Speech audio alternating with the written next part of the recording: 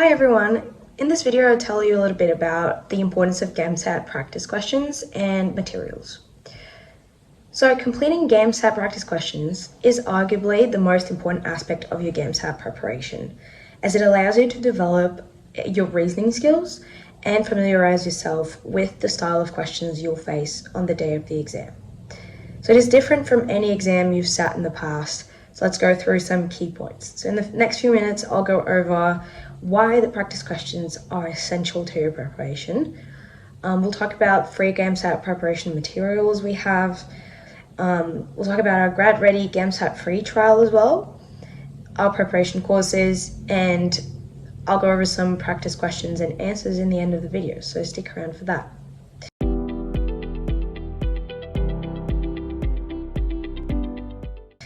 So why am I going on and on about practice questions?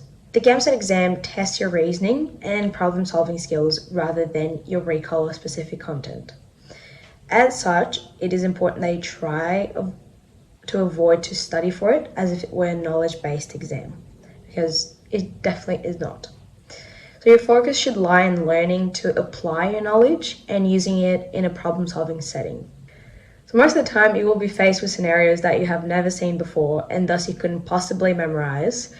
I remember in my GAMSAT there was a physics question about a fish that could send ultrasound waves and process them once they had been bounced off an object to know where it was, because the ocean was too dark to see anything in it. So there's no way I could have predicted that or anticipated that, but what I did to anticipate that question was how I had to solve the problem that was presented to me. So how to pick up the right parts in the STEM to focus on and answer the question. So that's what you need to practice for. You need to know how to do that, both for section 1 questions and section 3 questions. It's the same. You always need to have a strategy. So once the foundation knowledge has been covered, completing GAMSAT practice questions is the most effective way to study. So here at GradReady, we have many free GAMSAT preparation materials for you.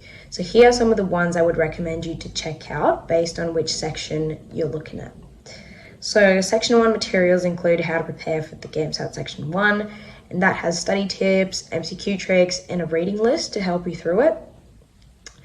As for section 2 materials, we have how to prepare for GAMSAT section 2, and you can learn how to build up an idea bank and how to structure your writing. We have a quote generator for you to help you write as many essays as possible. We also have example essays that are marked and of varying qualities, so you can have an idea what a good GAMSAT essay looks like, but also what a bad GAMSAT essay looks like. As for section 3, we have materials on how to prepare for each of the topics, so biology, chemistry, and physics. Our guide also has a topic list of everything you need to know for biology, chemistry, and physics. So make sure to check that out. Along with those, we also have a free trial which includes 50 MCQs from my intelligent MCQ bank and access to a week-by-week study guide for each section, as well as a wealth of our GAMSAT resources, including recorded webinars. Our intelligent GAMSAT MCQ bank utilizes cutting-edge web education technology in performance tracking and topic targeting, so you'll know which topics you need to work on and which topics you don't need to work on.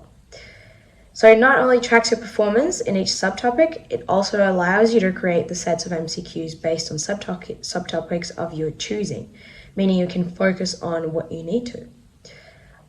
And we also have fully worked solutions for all MCQs. Moreover, we have great preparation courses that can help you improve your GAMSAT score as well. We have both online and attendance courses that give you the essentials to succeed. They're all a bit different, so we also have a GradReady course comparison page should you want to know more specifics. We also have an online exam system that mimics the actual GAMSAT exam, so you can familiarize yourself with the platform and the format of the exam that you're going to see on the day. So you can experience it for free by also signing up to our free trial, which includes 40 MCQs in exam style, or by signing up for any of our paid courses, which gives you access to 8 online exams. Okay, so as I've said before, practicing is the best way to prepare for the GAMSAT. You will need to develop strategies to make you quicker and better at answering questions. So I thought we should go over 2 practice questions to show you what it looks like. So firstly, let's do a section 1 practice questions. So pause the video here and take a look at the STEM and the questions linked to this text, and I'll go over them in a second. So before we start, I'll share some tips and tricks I used in my GAMSAT with you. So give the STEM a quick read before reading the question. This is somewhat controversial, and some tutors will tell you to read the questions first and then the STEM, but I found that giving the STEM a quick read was more beneficial for me because I wouldn't be biased while I was reading the questions. So by doing this, you can gather the general information that is important when answering section 1 questions such as, who is the narrator? What is the point of view? What is the tone of the passage? Many questions will ask you this. They will ask you what the theme is, and in this case, we'll see one of the questions is, what is the theme of this STEM? So the only way you can answer those type of questions is if you read the entirety of it. I also found that asking yourself if you can justify your answer is a great way to test if you're right as well. I found that when I could pinpoint a passage in the text that allowed me to answer the question, I was usually right. So if I can prove that this is the option and why this is the option, then it's usually because I was correct. And finally, rule out the obviously wrong answers first. This only works if you read the whole STEM first though, so don't be fooled by 1 or 2 sentences that don't really encompass the entirety of the passage you're reading. Sometimes text will have 1 sentence at the end that if you didn't read, the whole text wouldn't make the same sense that it did after you read the whole thing. So be careful with that. Okay, so after you've read the poem, let's break down the first question. So the question is, what theme is most evident in A Bird Came Down the Walk? So you have 4 options: cruelty, benevolence, nature, and humanity. So a theme is something that describes the entire poem. One stanza's theme might not be the poem's theme. So let's start with option D. So humanity doesn't really seem to be a big theme in this poem. This is about a bird, and although a bird is being observed by the narrator, it doesn't really encompass the essence of the poem. So what about cruelty? So Dickinson in this poem repeatedly compares and contrasts the cruelty and fear. So when he says bit an angleworm in halves, depicting the predator-prey relationship between bird and worm, and he compares cruelty and fear to beauty. So he says he unrolled his feathers and rode him softer home. And this is the cruelty and beauty of nature. So don't make the mistake of thinking cruelty is the main theme here, because it is being contrasted against beauty, and it is the cruelty and beauty of something else. So this might be a sub-theme, but it is not the theme. So benevolence doesn't seem to fit the theme either, as the bird is rather cruel. That leaves us with nature. So as I mentioned before, the poem's a contrast between cruelty and beauty. Beauty of what? Of nature. So the wider theme here is option C. It always comes back to that. And that's how you know you've got the right answer. Okay, let's move on to the second question. Second question is as follows. So again, take a little time to try it yourself before I go over it.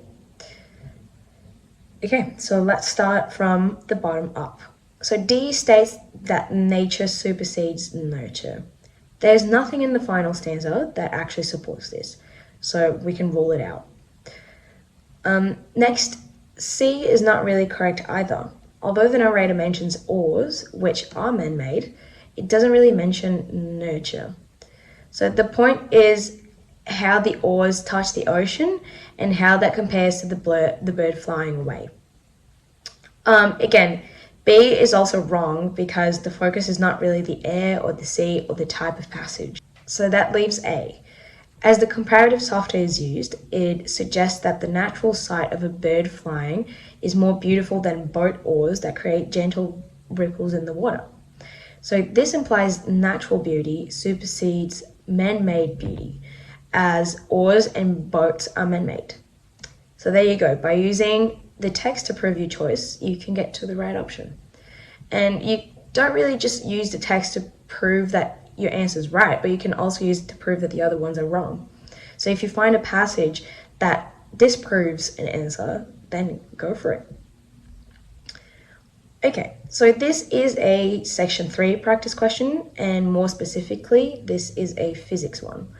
So take a few moments to read through it again and try to answer it for yourself, and then we can go back to it. Alright, so what I like to do first is to read the stem and then the questions. It is also important to identify which information in the stem is useful to that particular question. Just critical thinking and problem solving. It's what the GAMSAT is. So this particular question is asking for the pressure being applied. So this is where your formulas come in handy. By using the formula pressure equals force over area, and keeping in mind that the radius of piston A is 5 centimeters, we can work this out. Again, pause the video here and make sure you understand this as it's broken down. Also remember that pascals is the equivalent of Newton per meter squared. And this is actually really helpful as well when you're studying the physics part. Remember what the units mean, because sometimes you'll have to do that conversion in your head to make sense of things. So D is correct in this case. Now, question 2. It is known that a fluid density increases as temperature increases and decreases as the temperature decreases. If the efficiency of the hydraulic braking system is defined as how effectively the forces are multiplied, what happens to it in a hot day? Okay. So the key here is to identify the formula again you need to use. Using the formula pressure equals density times G times height, it is clear that if the density increases, then the pressure will increase as well, right? It's because they're proportional. So you don't need to know the numbers to know what will increase and what will decrease in this instance. You just need to know the principles. So moreover, this pressure increase is applied to both pistons. While this might increase the force applied to the water in piston A, it also increases the force applied to piston B by the same proportion. In other words, the ratio of forces between the pistons remain the same, so the brake efficiency remains the same. So D is correct. Alright, that's all for this video, so thank you so much for watching, and I hope this gave you an idea of why practicing is important, and good luck with all your future preparations.